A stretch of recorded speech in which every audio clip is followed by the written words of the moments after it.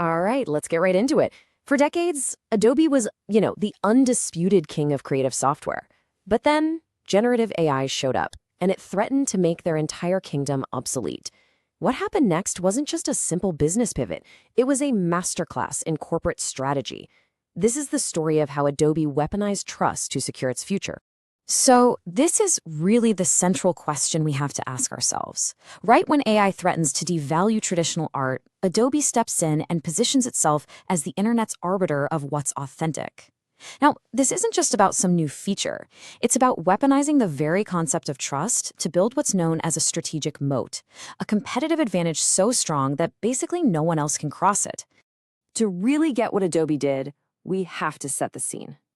Just imagine a world, maybe a couple of years from now, say 2026. Hyper-realistic AI deepfakes are everywhere. They're so perfect that public trust in any digital media has completely collapsed. You just can't believe what you see online anymore. Now, if you're a company whose entire business model is built on giving people tools for creation and manipulation, this chaos isn't some great opportunity. It's an existential threat.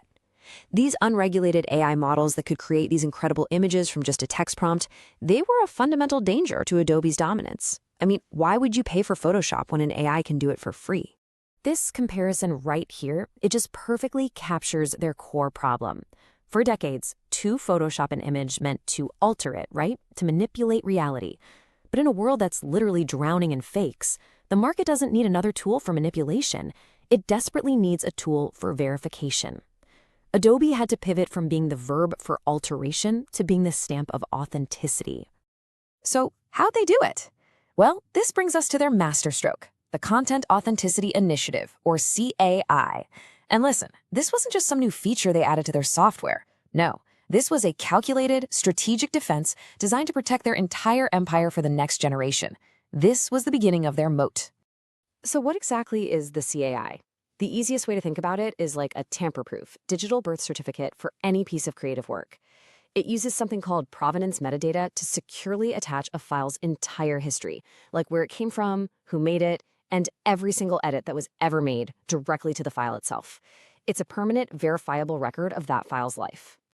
And here's how they manage to control the entire process. From the very moment a camera shutter clicks, that metadata is created. Then, as the file moves through Photoshop or Premiere Pro, every single little adjustment gets logged.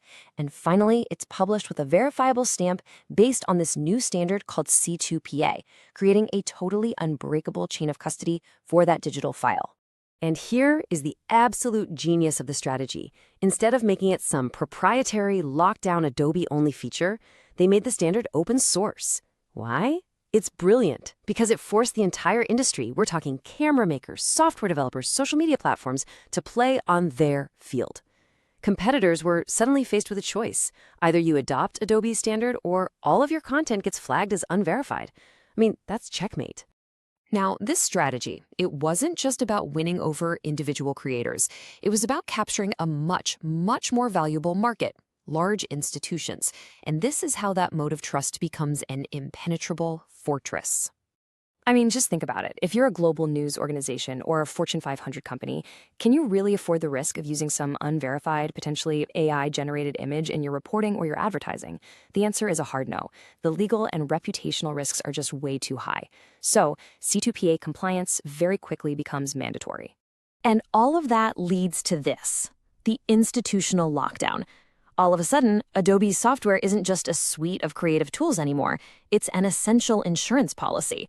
It's basically the only way for big corporate creative departments to guarantee the authenticity and safety of their work. They're completely locked in. So here's the crucial takeaway. Adobe pulled off a fundamental shift in its value proposition. They stopped being a company that just sells creative features, and they became a company that sells security, verification, and a defensible chain of custody. And that is a product that their open source AI rivals simply cannot copy. Okay, so this brings us to the endgame. With this strategic moat now firmly in place, Adobe could finally turn its attention back to the original threat, generative AI, and basically neutralize it by becoming the de facto police force for digital reality. And just look at how they positioned their own AI model, Firefly. See, it's not just another image generator, oh no.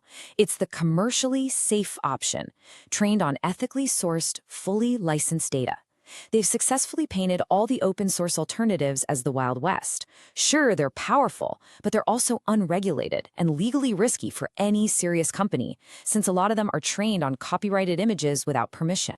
Their next move was to win over the creators themselves. To deal with all the fears about AI stealing their work, they introduced a do not train tag.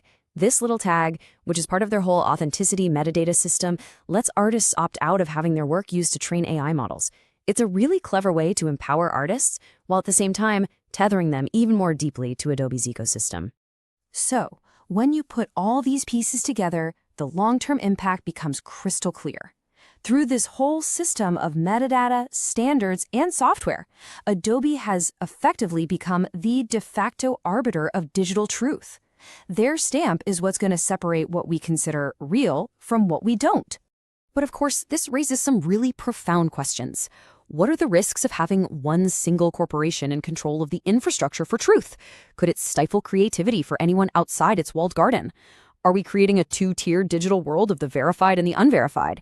And what happens if that power to verify reality is ever misused? Which brings us to our final big question. By turning the AI threat into an opportunity to sell trust and security, Adobe played a card that completely changed the game. But has this masterful pivot to becoming the police of digital content truly cemented their dominance for the next decade? Well, that is something we will all be watching.